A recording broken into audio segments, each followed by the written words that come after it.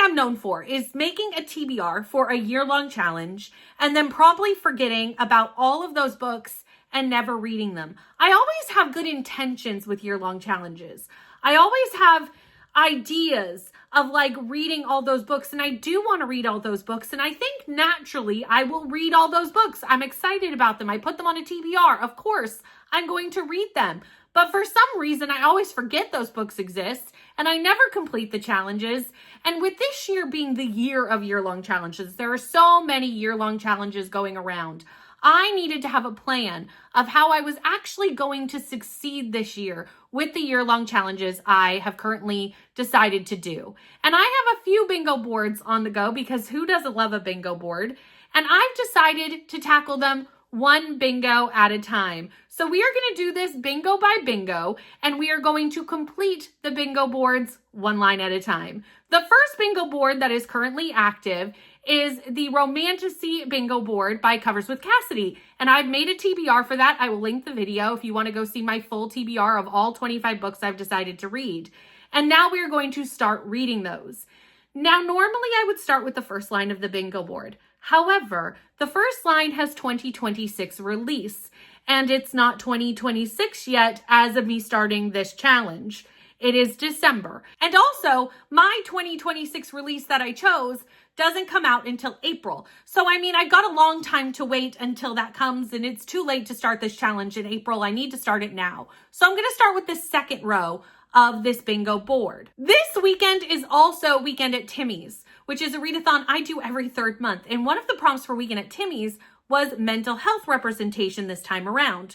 And one of the prompts for this readathon or this bingo board is representation matters. So I decided to use the book that I put for this bingo board for Weekend at Timmies and double up. And that book was Phantasma by Kaylee Smith.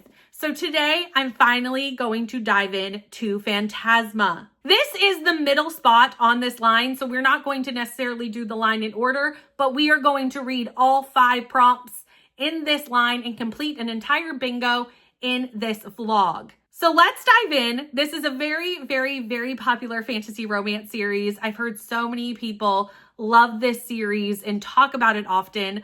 I've just never picked it up. And if I love this as much as all of you all do, I'm sure I will dive into the sequel fairly quickly because I am trying to keep up on series as I start them. That was something I did last year, and I really started the year before, and it's really helped me keep up on series. So let's dive in to Phantasma and start getting our very first bingo of this board.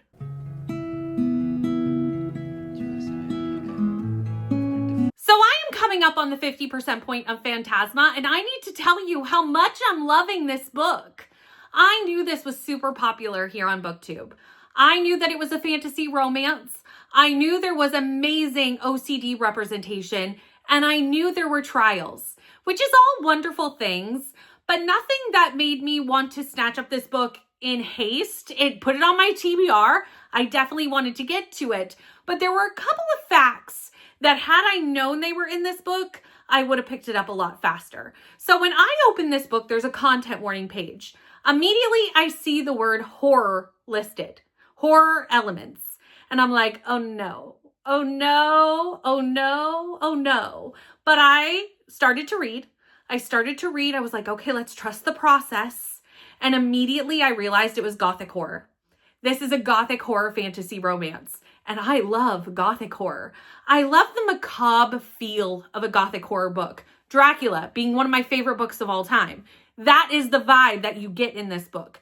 And I really love the style so much. Secondly, I knew there were trials. I did not know the trials were centered around these circles of hell. And I do love books where we descend into hell or the ideas around hell and we have ghosts and poltergeists and spirits and demons and devils. I love it. I love that. And this has all of that, and it's doing it so well. It's almost like a gothic horror fantasy romance. It is going to be smutty. I can definitely see the signs of the smut coming, but with like an essence of ninth house, hell-bent, stuff like that. And you know what? I'm here for it. I'm here for every word. Honestly, I'm having a great time. So in this book, we follow Ophelia. Ophelia is taking her mother's powers now that her mother has passed away in the very first chapter of this book. And Ophelia and her mother are necromancers, which does make them be able to kind of see the afterlife, see ghosts, see spirits, and kind of help them move on. And they're paid by, living people to see their deceased loved ones, etc., etc. And she's just gaining this power and kind of struggling with what to do with it. She is a younger sister who has never really wanted anything to do with the family's magic, and it always goes to the eldest living member of the family. So that's why it goes to Ophelia. Anyway, Genevieve is not really subscribing to that. But Genevieve has been helping her mother hide a little secret from Ophelia, which is that the family is in debt and is about to lose the manor that has been in their family for generations. And Phantasma shows up in their town, and Phantasma has been moving from one city to the next, from one city to the next. And it's the Devil's Mansion. And when you enter, you have to do these trials. And if you win and if you survive, which is unlikely, you can get a prize from the devil. And Genevieve has been secretly watching this. And one night she slips away into the night, leaves a very short message saying like, I'm going to fix this. I know how I'm going to fix this. Ophelia finds this message, finds all her research on Phantasma, and is like, oh my goodness, she went into the Devil's Mansion. My sister does not know what she's in for. This is a horrible idea. And then she follows her in to save her sister. So when she arrives, she realizes she can't see everyone who's in the Devil's Mansion until you reach a certain level. And everyone's grouped. So her sister's probably in another group. She actually doesn't even know Genevieve's in there, but she's assuming that seems to be where the trail has led her. So she is trying to get to the part of the trials to which she will find out if Genevieve is in Phantasma. She teams up with a sexy phantom whose name is Blackwood, and he is our love interest. And they are trying to help her, and he also needs help from her because she's a necromancer. She has powers that most people entering this trial wouldn't have, and he has his own quest that he's trying to figure out. So they're there helping each other, and they are going to have a smutty good time while doing it. I've just hit the first smutty time, but I do think this book is going to be quite smutty, but it's also got this macabre feel. I don't know. I just love the vibes of this book. Also, I do want to mention, and I know it's something that everybody talks about with this series, but its mental health representation is excellent. Ophelia has OCD, and the way OCD is written in this book is really different from anything that I've ever read, but it feels so authentic to someone's experience with OCD. And I think a lot of people will feel really seen with this experience of OCD and how it's written for Ophelia in this book. It's also not just written at the start and then forgotten about. Sometimes I feel like with representation in books, it's not through the whole story. It's not interwoven into the whole story. It's kind of forgotten about or brought up when needed. It's not consistent and not woven through the story in an authentic way. And I really think that's done very well here as well. So there's a lot of great things going on. Honestly, I'm obsessed.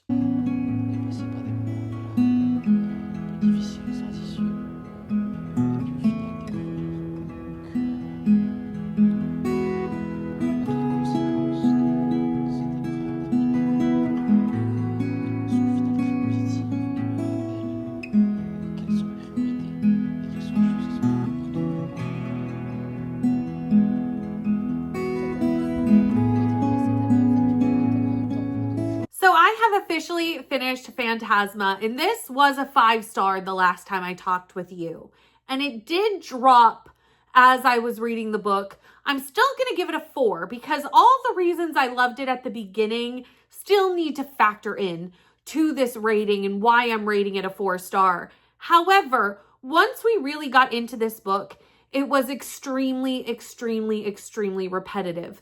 And I think you could have written this book in a way where it wasn't. We could have shooken it up a little to alleviate the repetitiveness. So basically in this, we have Ophelia trying to help Blackwell and also trying to get her sister out of Phantasma. There's a lot of things going on here because everybody has like a different mission.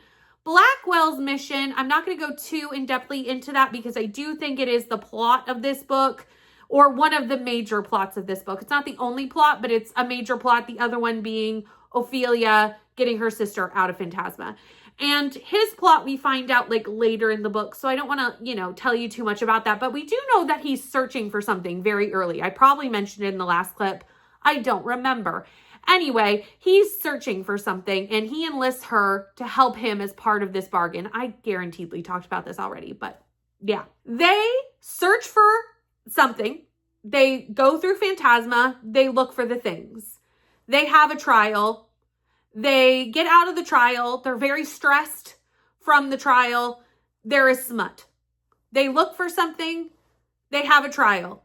They're very stressed from the trial. So they decide to have a smutty good time to alleviate the stress. They look for something. They have a trial. Smut. Look for something. Have a trial. Smut. 7 times. 7 trials. 7 times. 7 exactly the same order.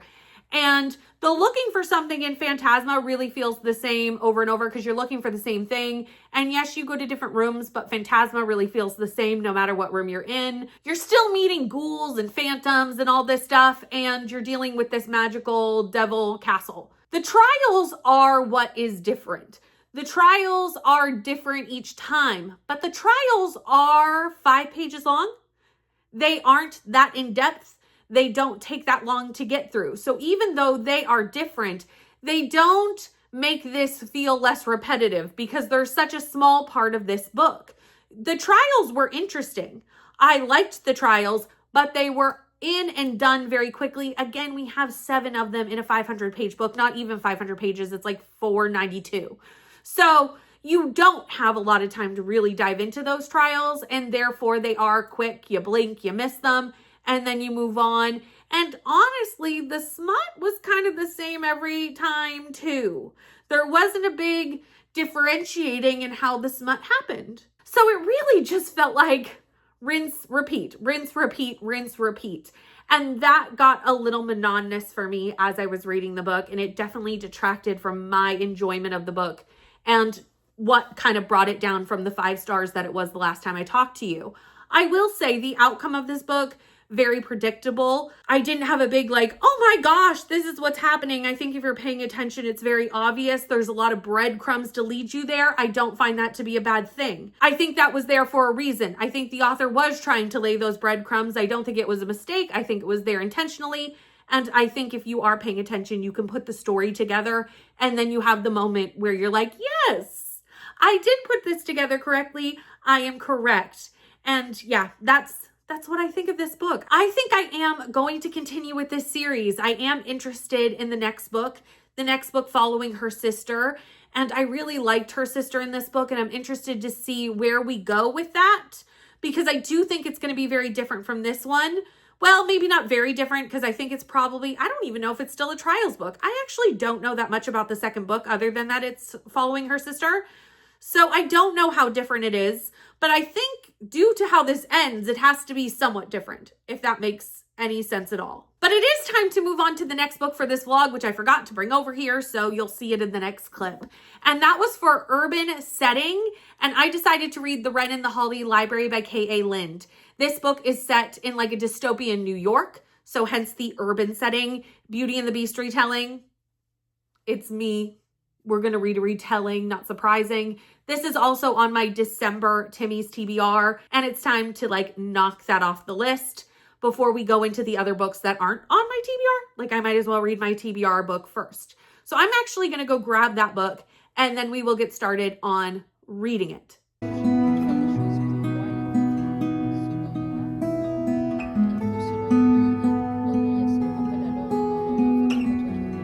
So I made it 60 pages into this book, the end of part 1, and that is as far as I'm going to get. I'm going to be DNFing this book, unfortunately.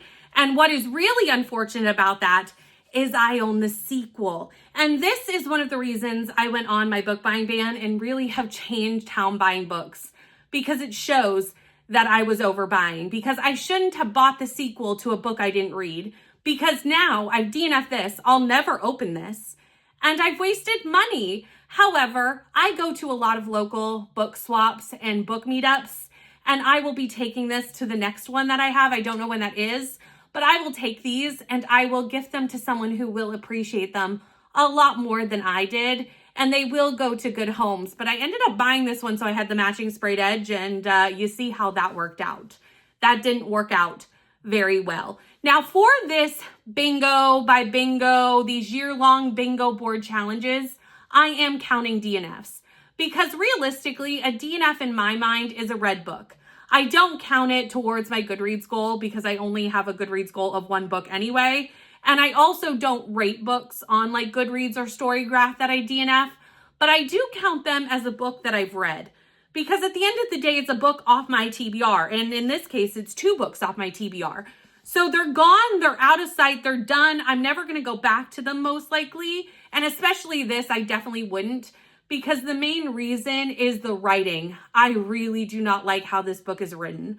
I'm a person who really does appreciate good prose, good writing, and that's something that I'm missing in this book. It's not necessarily bad, but it doesn't pull me in. And this book is adult. It's an adult book. I even had to go double check, but I was like, the context of this book makes it adult.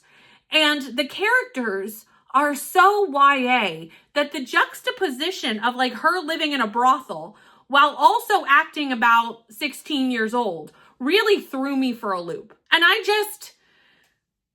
it's just not working for me. It's just not. And in this book, it's also a heist book. So her name is Kierce, by the way. I keep calling her. I don't know why. Kierce. She breaks into this library. She finds a monster. And because she's stealing from a monster, she's now broken this monster treaty, which is right there on the front of the cover. I knew that going in. But it makes it sound much more high stakes on the front and in the synopsis than I've seen so far. It says she broke the monster treaty and he'll make her pay. And at this point, he isn't really making her pay. He's like, hey, come work for me. And she's like, okay, I'll come work for you. And he's some sort of monster. Monsters have descended on this earth maybe about 3 or 4 years prior. It created havoc, but then humans signed a treaty with monsters so that everybody could kind of live in peace. But there are gangs, and like there's a werewolf gang, a druid gang, there's human gangs, like there's gang wars happening. There's a lot happening. And also, again, the writing style, we're going to get back into that a little bit. There's so many like info dumps, but they don't even feel important to the story, especially when it comes to her background, and maybe eventually it all will matter. But right now, I can't see why I need to know all these really tiny tidbits and have them all thrown at me in the first 60 pages of the book and not really have any reason that they're connecting to the story. These people are running in the middle of a heist and they're like, oh, but my background is this. And I'm like, who cares? Who cares right now? You're running in a heist. You're running, trying to save your lives. Who cares what your childhood was like right at this moment? Like maybe later, tell me that information. But right now is not the time to build the entire world while you're running away from people. As you can see, I didn't like this book. I've only read 60 pages and I'm ranting. Like I'm ranting and I've only read 60 pages.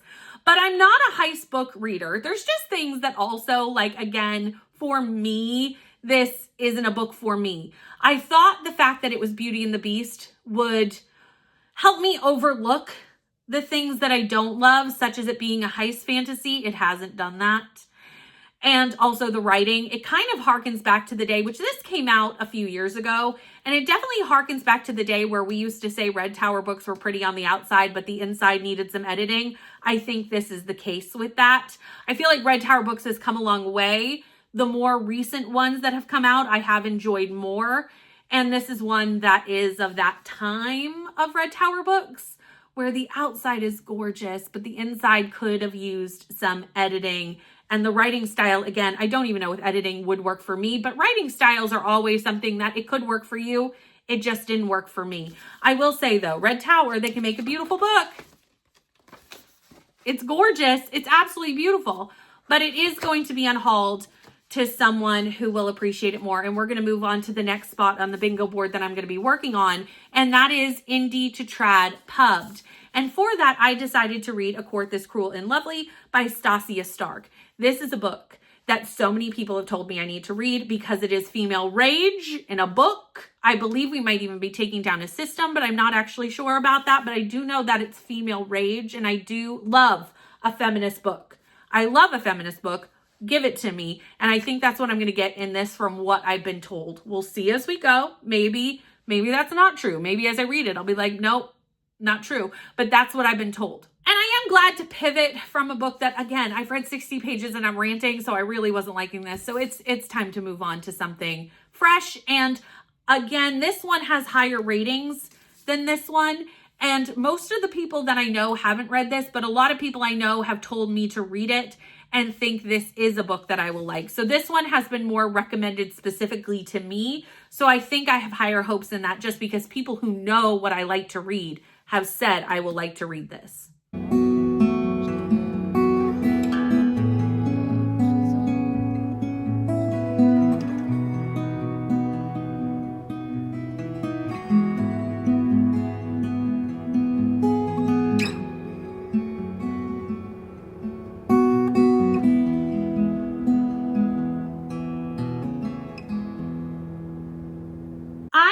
Just about 240 pages into A Court This Cruel and Lovely, and I'm not as obsessed with this as I was expecting to be.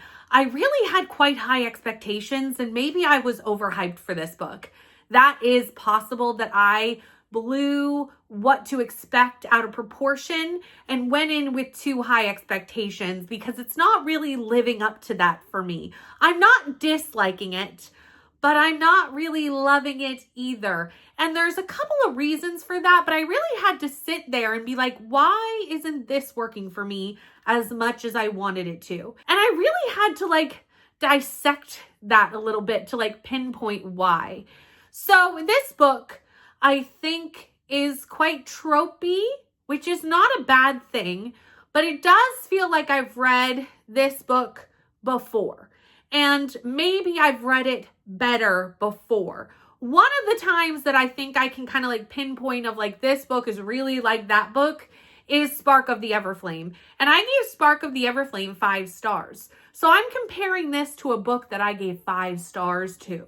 And Spark of the Everflame, I think, did it a little bit better. I think it laid out the hardships of our main character in a better way, so that I understood more of her anger, more of her resentment than I do in this book. I think I'm getting there halfway through. We're starting to see a lot more of that.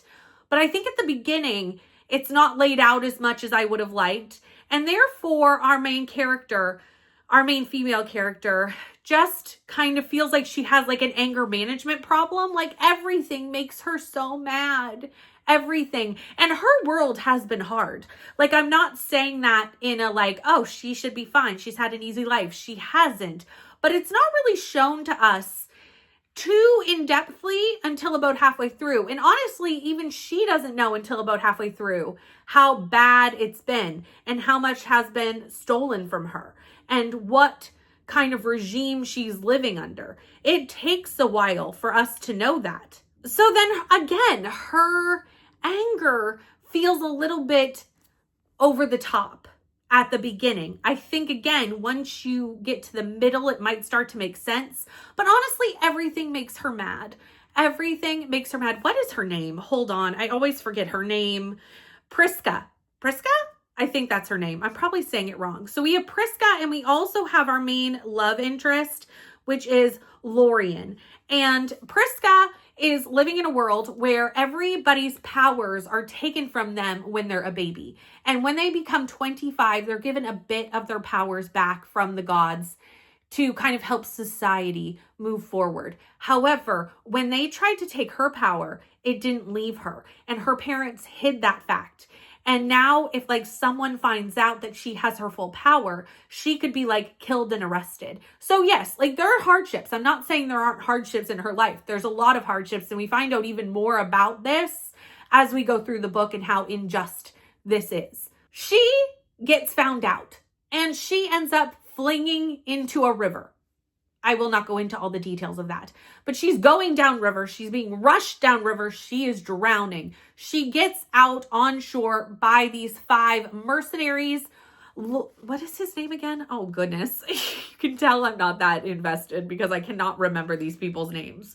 Lorien. Lorien is like the leader of these 5 guys that pull her out of the river. And he does not want to stop his mission to deal with this village girl that they just fished out of the river. So they save her, but they leave her in the wilderness. Like they're like, good luck in the woods. We have stuff to do. Good luck on your own. Eventually she does like track them down again, and he decides to like let her go with them for various reasons, mostly because she still has her power and he finds out that little tidbit of information. He's like, I could use that. I could use that to my advantage. But he's a little bit of an asshole. I'm not gonna mince words here. He's a little bit of a jerk. And not in like a, oh, he's grumpy, but like he secretly is gonna take care of her kind of way. That's not the way. He's kind of actually a jerk to her. And she is mad at everything he does. She is mad at everything. If he breathes too loudly, she's mad about it. And I think it makes her feel a bit immature, honestly.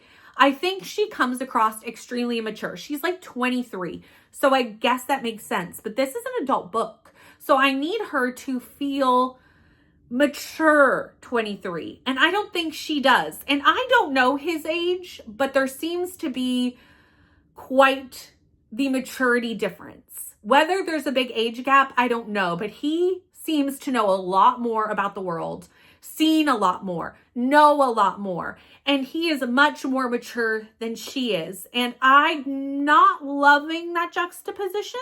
It is making me like his POVs a little bit more, but again, he's a little bit of a jerk. And not in the good way. And he kind of has like some toucher and die moments, but then also is like, I'm gonna beat you up to get you to work with your power. Like, I don't know. It's a little bit not bully romancy, but it kind of has an essence of it at times. It's not one, but it kind of has the essence at times, which is not my favorite. Like, I want a love interest who is like golden retriever to the girl, maybe morally gray in the world around, touch her and die. You will not survive if you go after my girl, but I want him to treat his girl like a princess, and we're not there yet with him. And again, there's quite a maturity difference between these two. And I think the world building is lacking a little bit. I think I needed to see the injustices a bit earlier. I think I needed to see them a bit earlier. I do think we have found family in here though. That is good. I think the found family aspects of this are really good. I do think if we continue to kind of pull apart this world system and show these injustices and really dive into them a bit more, which we started to do in the last like 50 pages, I think I could get behind that a little bit more. So I'm not like DNFing this. I'm liking it, but I'm not loving it. And it's a little bit overhyped for me at this moment in time, but I am liking it. However, tomorrow I need to start another book. So I'm going to continue to read this tonight, but it's 4 o'clock. So I don't know how much more I'm going to read tonight. I tend to read mostly during the day. But I will maybe tackle a little bit more of this tonight, but I definitely won't finish it. But I do need to start the next book for this vlog tomorrow because it's my Patreon book club book, and we have sprints specifically tomorrow to read this book together on sprints. And that is Alchemy of Secrets by Stephanie Garber. This is on the bingo board and on this line for the prompt of blank, Alchemy of Secrets. There you go. This is also dark academia, which, you know, I love. I love a dark academia. It's like a it's like a class, not a studio. I don't know why I wanted to say studio. I think because it's like in a cinema. It's a class that takes place in a cinema, and it's called Folklore 517. And that's really all I know. But nothing about that doesn't sound amazing. And I think because I'm a little bit overhyped for this one, and I'm not as obsessed with this, I wouldn't mind reading another book alongside it. So I think I'm going to read these two kind of at the same time. Come along with me as we jump back and forth. There is a possibility though that I like start this, binge this because I'm loving it, and then come back to this, or I might start this, finish this. We'll see how far I get in this tonight, honestly, but tomorrow I'm going to be reading this, and that's probably the next time I'm going to talk to you is tomorrow, because tonight I'm probably not going to read that much. We are also in like a crazy wind warning. I don't even know if you can hear the wind in this clip. You may have heard essences of it because it is very blustery, very, very, very, very windy. So if we lose power, I probably will not read it all, honestly. Probably not at all. So that will depend. That will depend. But tomorrow I'm going to read Alchemy of Secrets. And I wanted to let you know that because it is for the vlog.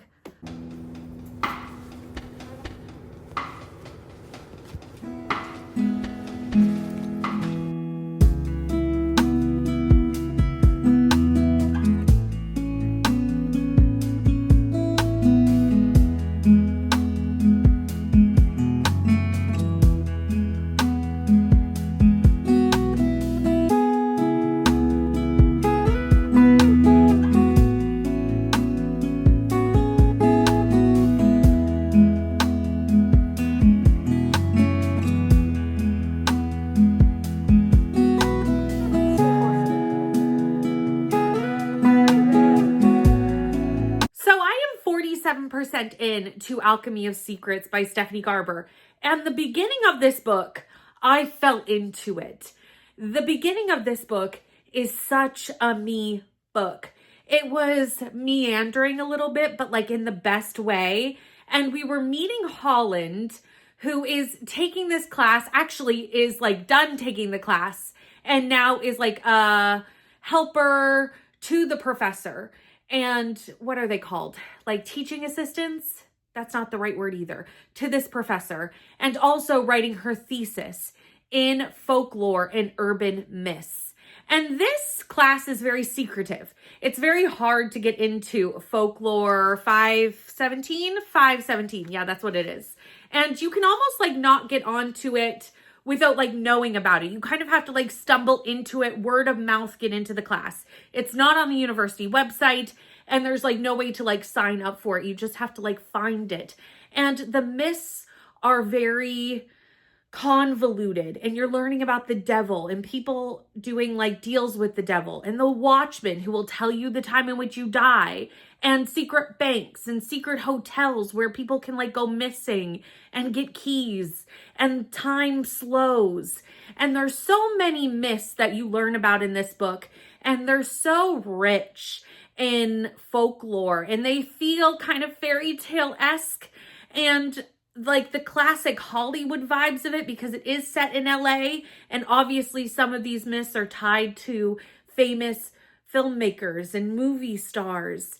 All of those things are things that you'd be like, yeah, Brittany's gonna like this book. And I am. And I was, and I am, and I was, and I am. So I'll explain that as we go through chatting about it. But Holland is working for this class, doing her thesis, but she's always kind of like searching out these myths, because obviously it's something she's very interested in because of her history, her family history, which we learn through the course of the book, why she's interested and why she's looking. And she stumbles upon the Watchman and asks for the time to which she is going to die, because that is what he will tell you. And she finds out that she's going to die tomorrow night at the strike of midnight, unless she finds something called the alchemical heart. And she's like, what is that? She gets roped into basically finding this with a slew of people on her trail, because this is like the first time anyone's even had a hint of like where this magical object is. So everybody wants it. And she's now like on the run. And that's where it started to lose me a little bit. Right there. I like the idea of all the myths. I like the idea of finding the heart, but it got a bit chaotic in the middle. And I was like, what happened to the really like slow, quotable writing that we had at the beginning? Because now we're chaos. And I think this feels like a thriller. It doesn't really feel like a fantasy romance. After I put this on my Romantasy board, I realized it is listed as Romantasy, and I think the series itself will be Romantasy, but I don't think this first book is. It was listed in Goodreads in the fantasy category, not in the Romantasy category. But again, if you look at the bottom, it's listed as Romantasy. So I think this series overall will be not necessarily this first book, although I can kind of see like where the love interests would lie as we go through the series. But this is more like a thriller fantasy genre blend. Thriller, fantasy, romance genre blend. It's an interesting genre blend, and it's very, very fast paced. And it really does feel like a thriller. The fantasy is mostly around these myths and if they were real. So if you count mythology as fantasy, then you would count this as fantasy. If you would count that as not, you would probably think this is not very fantastical. I don't find it that fantastical. I don't know where I stand on whether myths like the devil and making deals with the devil is fantasy or not, but I would not necessarily say this is super fantasy. It's definitely fantasy light for sure. It's magical realism maybe, but again, I still think it's just steeped in myths and fairy tale a little bit and urban myths. And I guess it just, everybody's opinion on whether that is fantasy is going to be different. And I would just say this almost feels to me like a thriller, honestly, which is really interesting because that's not what I was expecting going into it at all. But I was really enjoying the vibe until it got a bit chaotic. I think we are starting to return to the vibes to which I was enjoying now at the 50% point. I think we just had so much happen and so many people were involved. And we were trying to decide like who was good, who was bad, who we were rooting for, who we weren't rooting for. And like who could she team up with that was good and who was trying to trick her and who had ulterior motives. And there was just a lot going on in this book. It's not very big. It's actually very, very small for a fantasy book. It's like 322 pages. So again, the pacing feels thrillery. It's like a 10-hour audiobook, not even. I think it's like under 10 hours. So it's so fast paced that it has a thriller vibe. And even the fact that like there's crimes and there's, murders and there's things going on that would, again, give it a thriller, a mystery. There's this mystery around her family and this heart and whether she can extend her life past what the Watchman tells her. And there's just a lot going on in this book. There's so much going on. But the quotes and the folklore mythology vibe, especially at the beginning, and I'm hoping we kind of return to that, really was buying me in, was really buying me in. There was a quote in chapter 2, which my book club has now heard me talk about it multiple times. And I'm going to read it to you because it's not a spoiler. It's in chapter 2. And these are the kind of quotes that I absolutely adore and what will always bring me into a book.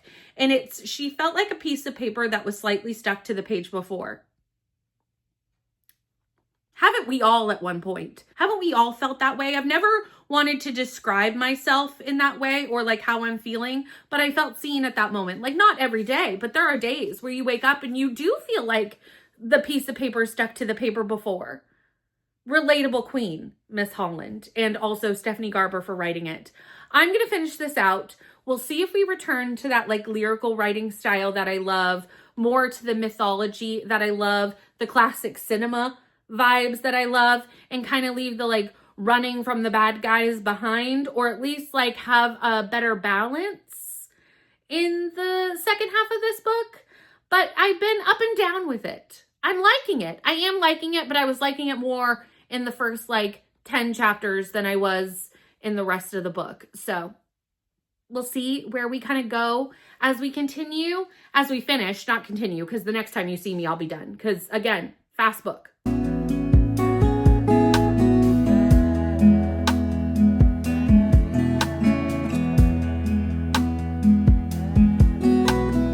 So I'm going to give this 3 stars, and it is just squeaking in at 3 stars. It could have been 2 had I not loved the beginning so much and taken that into account. But after you got through the initial setup of this book, we really pivoted away from learning about the urban myths. We left the vibes of the original book, this dark academia vibe that you had at the beginning. And you abandon it almost completely to hunt down the alchemical heart with Holland and a group of other people. And honestly, I have no idea who the love interest is going to be in this fantasy romance series. There are about 4 options that I could see, maybe three or 4 options. And any of them could end up being our love interest, because I feel like we didn't learn anything about any of them, honestly. I met so many main characters that all have the exact same personality. And through the entire book, we grappled with who can we trust. And every 2 seconds, we were like flip-flopping. And it was like a thriller where, you know, when you like get a twist and then you're like, never mind, it's actually this. No, never mind, it's actually this. That's kind of what it felt like. It wasn't twists. It was just, okay, I'm going to trust this person. Never mind, I'm going to trust this person. Never mind, I'm going to trust maybe the same person or go back or change to a whole new person.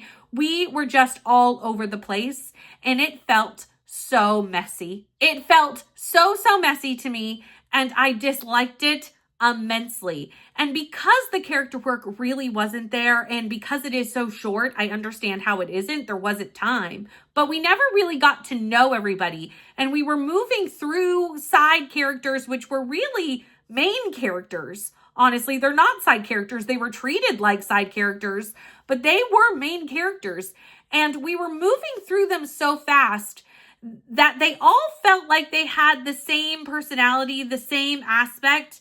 And you couldn't really care about any of them because you were just meeting them, and then they'd go and then they'd come back, and then you trust them, and then you wouldn't, and then you would, and then you wouldn't, and then another person would pop up. At one point, someone pops up and I'm like, who the heck are you? Like, who are you? And then I remembered who they were. But like, honestly, I shouldn't have that moment of like, who are you? You should have developed the characters better than I knew who you were, like immediately upon seeing your name. But I actually had forgotten you existed because we barely talked about you. Do you know what I'm saying? I am so disappointed because when I first started this book, it was giving me 5-star vibes. For the first like 50, 60 pages, it was giving me 5-star vibes. And then it became a hot mess. It became a hot mess for me. It was just so chaotic. And I think if you liked the chaotic vibes of this, you might like this book. But for me, I was just like, what is going on? Why have we left what I like so much just to like run around like chickens with our heads cut off? Like, that's what it felt like. We were just running around. No one seemed to know anything. And if they did know anything, they were lying about what they knew. And I was just over it. And eventually I was like, I don't even care what's really going on. Like, the whole time you're like trying to figure out what's going on. And eventually I was like, fine, if you're not going to tell me, I'm just not going to care. Like, I don't care anymore. I don't care anymore. And we're going to close the book on this. I am going to give it a 3 again, because I really did like the beginning, but it is just squeaking in at a 3. It could be a 2, honestly. It really could be. The more I'm ranting about it, the more I'm like, should it be a 2? But I am going to keep it at a 3 just because the beginning was so good that I can't overlook that completely. But the middle and end were a huge letdown for me. And the writing style of how that was written went from a writing style I really liked to a writing style I didn't like. So now I'm going to go back to the other book that I wasn't really loving before I picked up this book. I was really hoping that we would find a win just to kind of like offset that I wasn't loving this when I put it down. But maybe now that I put it down, maybe now I will like this more. We're going to find out. Right now it's sitting at a 3-star too. Probably a higher 3-star than that one though. Like, this one is almost a 2. This one wasn't even close to a 2. Like, it was definitely a 3 when I put it down. But I have like half of the book left. A little over half. So let's finish this one out, and then we will come back and read the last book for this vlog, which I'm now going to just cross my fingers because we started off really good with Phantasma, and the middle of this vlog has been a little rough. So I'm hoping that we maybe like end on a high note. Maybe I'll like this more. Maybe I'll come back to you in the next clip and be like, actually, second half of this was great. We shall see. But if not, we're putting a lot of faith on Servant of Earth, which is going to be the last book for this vlog when we get to it.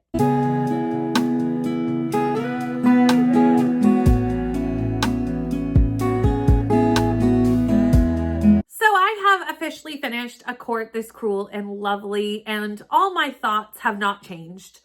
I felt very similar about the second half as I did the first half.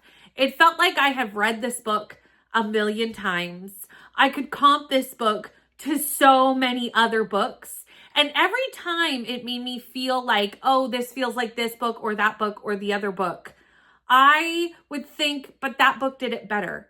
Every single time. There was never once where I was like, this book is the superior book to the ones that I'm saying it's exactly alike. In this second half, we even kind of enter court for a little while. And I recently read A Kiss of Iron, which takes mostly like in place in a setting of a court setting. And I was like, that did it so much better than this. I enjoyed that book so much better. The twist, which, I mean, it is a twist. I saw it coming because it's a very predictable book because I've read it before so many times. It's very tropey, but there is a twist. And again, I've seen this twist before. I'm not going to comp what books I've seen it in because, again, I'd kind of spoiled the twist if you've read those books. But every single one, I was like, it did it better. It was kind of like a Who Wore It Better, but it never won. It never won in any instance. A Spark of the Everflame, I'm pretty sure I comped it to that in the last update I did. And there's just so many that I could say it's exactly like. But the execution of all of those were better. The main character in this really just felt so young, so naive. Even though she was taking on this huge system, she never felt like a mature main character. And because this is a fantasy romance, and again, I think there is quite an age gap between Lorien and Priska, or at least a huge maturity gap, it just never really worked for me. There was also a lot of this, I loathe him, he's a brute, but he's so sexy. And that can work. I'm not saying that doesn't always work, but in this instance, I felt it was really forced. The banter felt forced. There was really nothing about this that I loved. I didn't hate it. It was a very mid. We're going to give it a 3-star, which is exactly what we thought we were going to give it. And we're going to move on to the last book for this vlog, which I did kind of let you know what that was in the last update. And that is Servant of Earth by Sarah Halley. This book I'm very excited to try because a lot of people I know have given this 5 stars. And a lot of people that I have done many buddy reads with have given this 5 stars. Which I feel like when someone you read books with often gives a book 5 stars, it really kind of tells you where you will rank with this. Because people I buddy read with, I kind of know how we agree or how we align on books. Even if we buddy read and tend to like disagree, if they liked it, I don't typically, or if I like it, they don't typically. That still will let me know how I will feel about a book. In this instance, I have one member of the Land of Fairy Tales who I read with often who loved this, and I typically agree with them about books. Then I had one member of the Land of Fairy Tales who hated this, and we typically disagree on books. So that does kind of make me think that I will like it, if that makes any sense. I hope that makes sense. Anyway, we're going to read Servant of Earth. This is for the prompt to start a new series. And I think one thing about this bingo board is it is making me try a lot of new series. I think every single one of the books on this first line, yes, I'm thinking about it and it is true, is the first book in a series. Every single one. So I'm thinking that at the end of each line, if I remember, hopefully I will remember, we will recap which series I do plan to continue. Because I don't think I'm going to continue all of them. I think you could probably guess already from this vlog which ones I do plan to continue and which ones I don't. But I think it'll be interesting to see like how many series I end up starting this year from this bingo board. It could be a lot. So far, it's not so much though, because this line has been a little bit lackluster. I'm really hoping that this book is the turnaround and that we end on a super high note with Servant of Earth.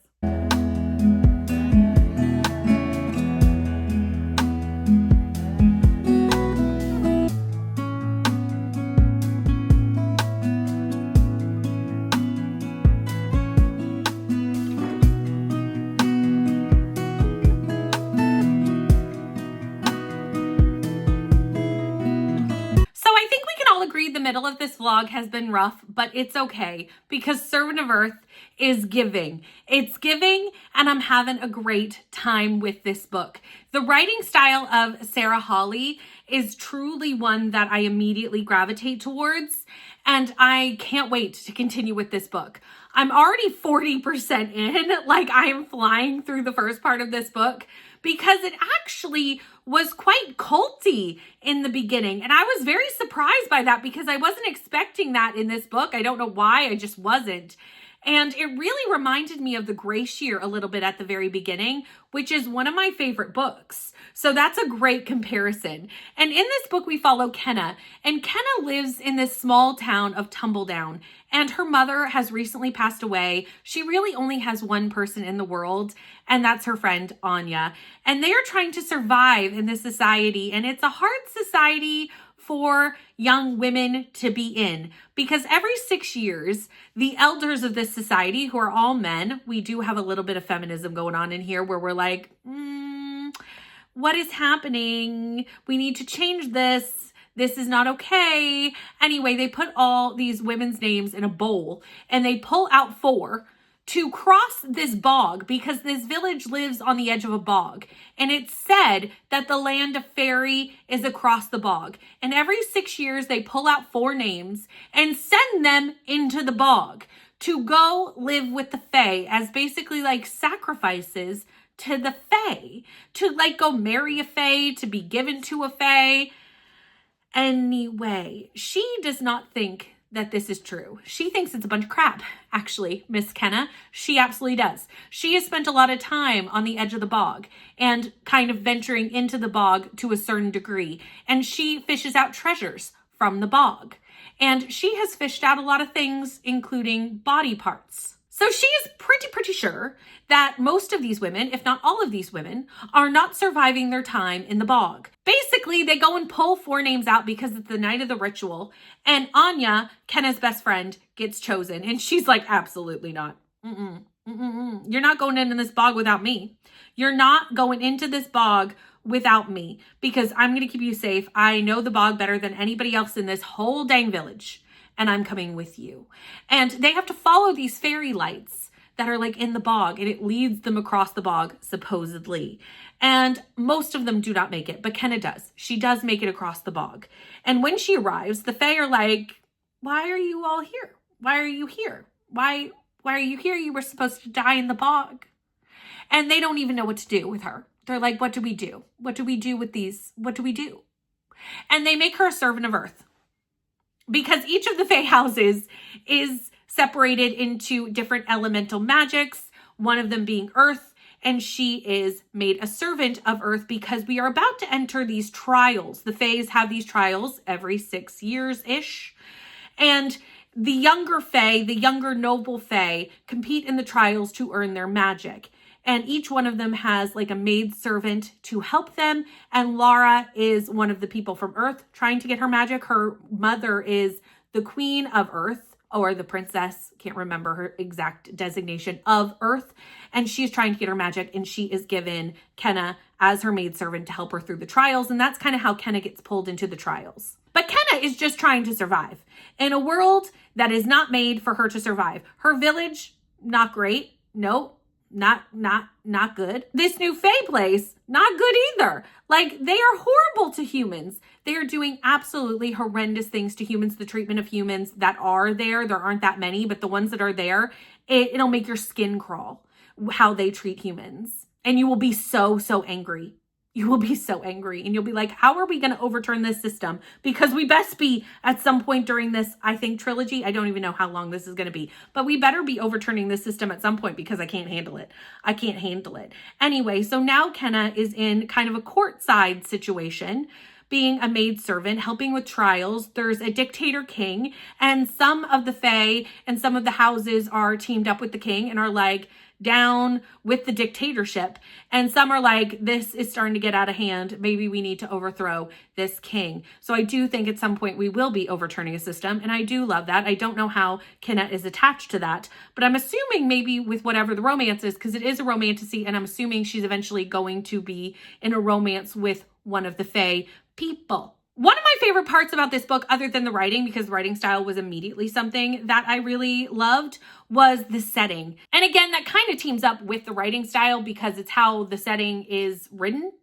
But the setting of this village, the setting of the bog, you could picture it. You could feel it. You could feel the craziness that was happening as these girls crossed the bog. You could feel their anger. You could feel the stickiness, the water. Now she's in this earth house, which is literally underground. And again, you can feel it. It's like you're there, how it's written. It's so, so rich. And I've already done the first trial. And again, the setting of the first trial was so interesting and so vivid in how it was written that I was just pulled into everything that we're doing because I can almost feel like I'm there because of how well the descriptions of the setting is written. I also really like Kenna. I really love an overthrowing the system.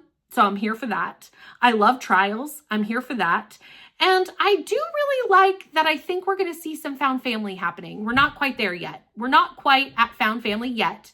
But I do think we're going to get to found family at some point. I can see the possibilities of it with Laura and with Kenna. We're not quite there yet. Again, Laura is not really sure about Kenna yet because she's human and humans are considered very much beneath the Fae. But I could see that it could happen over the course of, this book or another book potentially. So yeah, this book is turning it around. It is turning this vlog around and I'm so glad.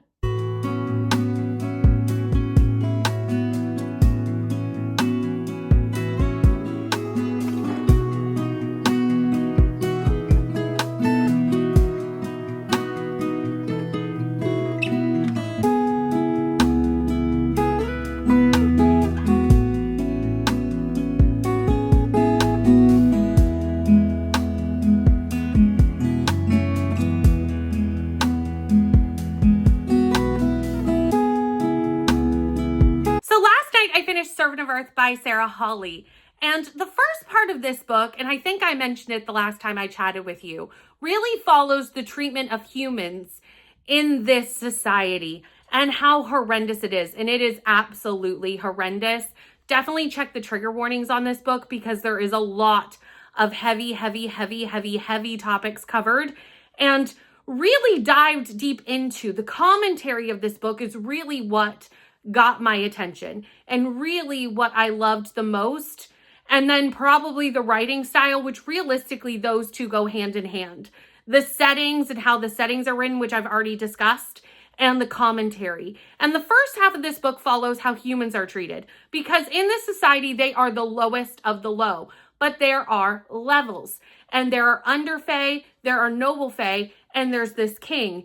And the more we look into the society and the more Kenna is there and learning about the society, we learn that at every level, there is massive injustices. And again, some people are treated better. The Fae are treated supremely better than humans, but they are not treated well either. And there is still horrifying things happening, including people being murdered by the king. We have really a tyrannical king, and whatever he says goes. And no matter what you do, you can be put to death. You can be severely punished. You can be maimed for standing up to this king or not falling in line with what he wants done. And it's very harsh. And again, the author really goes into it. So trigger warnings, definitely. But we see Kenna starting to build relationships with some of the Fae and starting to get to know some of the Fae and really kind of shining a light for them on the injustices happening to them because they are just so used to living under this rule. They're not even really fully aware that it's unjust. However, there is a faction that is. And again, we are going to attempt to overthrow this system, I'm assuming, throughout the trilogy. The only reason this didn't get a 5-star for me, and I don't know if I said what I'm giving it a 4. If I've already said that, great. If not, here we are, I'm giving it a 4. The only reason it didn't get a 5 was the romance. The romance for me was a little bit lackluster, and I do think it's because we have kind of two options as to who the love interest is. We have two princes in the Fae Kingdom, Both of them kind of using Kenna to get information for their own gains, to move themselves up in the world, to maybe start tackling this system, maybe to bring it down. I don't really fully know each one of their motivations, even at the end of this book, but there's two of them.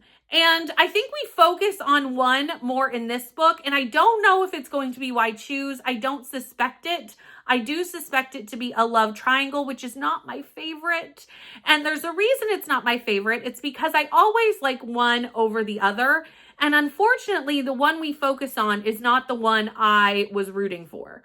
So I'm hoping that maybe that's not the one we stick with. I don't actually know. I have no idea. The book didn't really lead me to any conclusions in that overall. Like, I'm not really sure. So we'll have to read the second book to find out if I get the love interest I want. I feel like, why set him up as a potential love interest if you're not going to give it to me?